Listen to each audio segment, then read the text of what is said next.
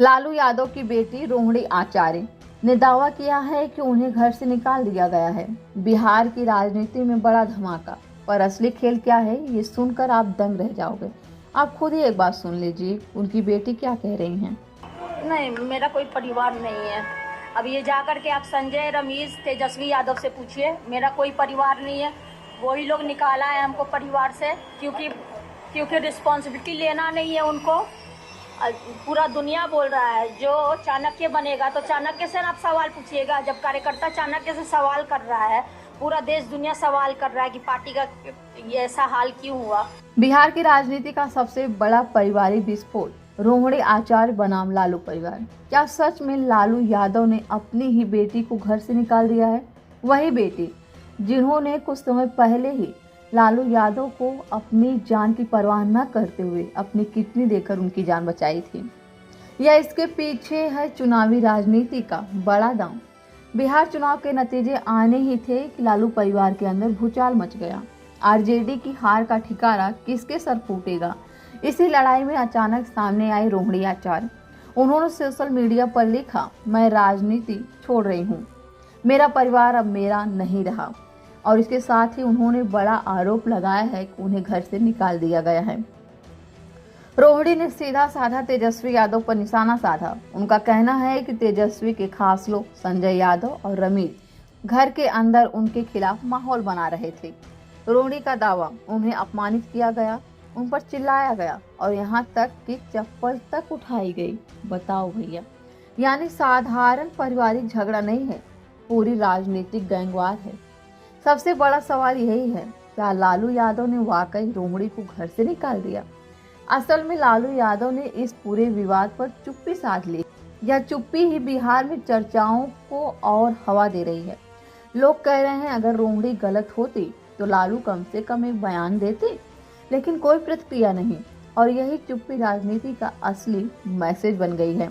सालों पहले रोहिणी ने अपने पिता लालू यादव को अपनी किडनी दान की थी, ये हम सभी को पता है। जिस बेटी ने अपनी किडनी दे दी, क्या उसे ही घर से निकाल दिया गया?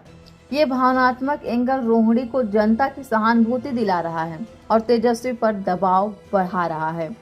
पूरा विवाद बता रहा है कि आरजेडी की हार के बाद परिवार के अंदर लीडरशिप वार शुरू हो गए हैं। तेजस्वी एक तरफ, रोहिणी दूसरी तरफ और लालू यादव बीच में फंस गए हैं।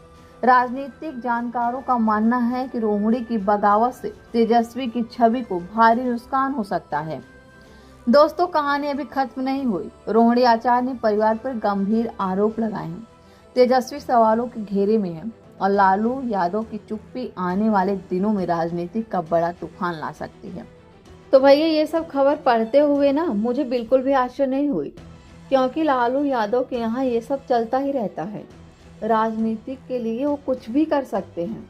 पहले अपने बड़े बेटे को निकाल दिया घर से, परिवार से, उसके बाद उनको पार्टी से भी निकाल दिया। बेचारे इलेक्शन लड़ रहे थे तो भाई भाई ही विरोधी हो गए थे और इतनी कट्टर दुश्मनी हो गई, ऐसा तो लग रहा था कि जैसे तेज प्रताप और लालू परिवार जो है सदियों का दुश्मन ही दुश्मन हो। कोई एक दूसरे से ना तो बोलना, ना माँ बोल रही है, ना भाई बोल रहा है, ना पिता बोल रहा है, ना बड़ी बहन बोल रही है। एक रोहिणी आचार्य थी जिन्होंने तेज प्रताप यादव से अपना रिश्ता लगा के रखा था। अब रोहिणी आचार्य भी घर से निकाल दी गई हैं, राजनीतिक से निकाल दी गई हैं। उन्होंने खुद कहा कि मैं राजनीति अब छोड़ रही हूँ, नहीं आने वाली। चप्पल बरसाए जा रहे हैं। तो सोचो भैया, राजनीति इतनी बड़ी चीज है कि वो अपने सगे खून का भी नहीं होता। तो बिहार की जनता अगर इन लोगों को जिताते बिहार में तो उसे क्या मिलता? अब भाई, बिहार की जनता इसीलिए बेवकूफ भी नहीं।